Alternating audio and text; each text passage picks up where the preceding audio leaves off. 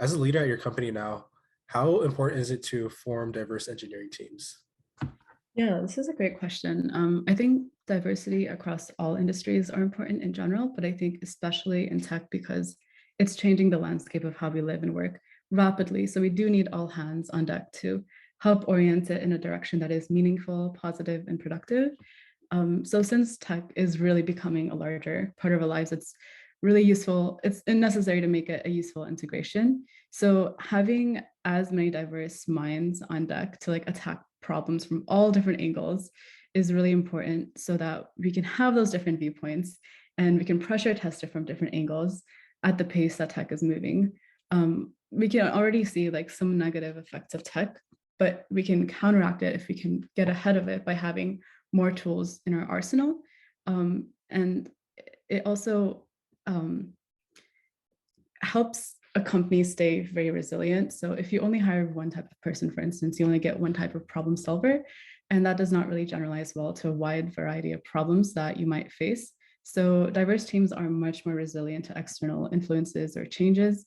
I also think that diversity is really important for society. So instead of tech leaders optimizing for like engagement, they can also optimize for like mental well-being. Like I imagine like if big tech leaders were much more empathetic, how that could help transform our lives. So if it's in the right hands, who led by leaders who actually care about users and not the bottom line, I think it can be really transformative. And I don't think diversity is optional any longer if you do want to build a long-lasting and resilient company.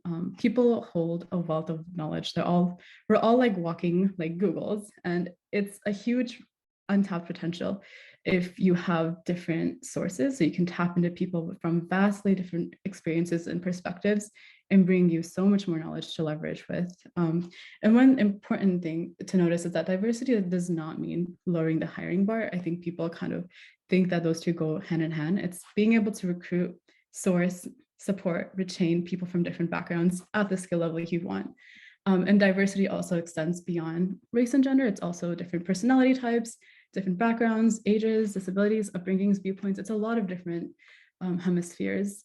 And when you work with a diverse group of people, you find out that different people can bring out different parts of you that help you grow in ways you wouldn't have known otherwise. So we each have like different strengths and weaknesses that we can complement for different viewpoints. And then having that kind of diversity on your team really lets you feel more supportive to be the best you are, and you feel much more empowered to share different kind of viewpoints. If you're constrained to like a very prescribed status quo of your team, you're much less willing to share different kind of ideas that can help everyone grow. So the more different viewpoints you have, the more you're able to kind of elevate your entire culture and bring the best version of everyone. And you can immediately see like the impact of diversity. If you go to a space with diversity and one without, you'll see the difference in energy. Like immediately one is a bit more flat, a bit more uninspiring and dull, whereas the other is really lively and dynamic where you're bouncing off very different ideas and perspective. And it's just a much better place to work if you're supported by like all modes of people and thinking, not just like one or two types of people. So I think like the biggest takeaway is that anyone who wants to join AI really can join AI. Like it should not be gate kept from anyone. The more types of people we have, the better, but it's really an open field for anyone who wants to join.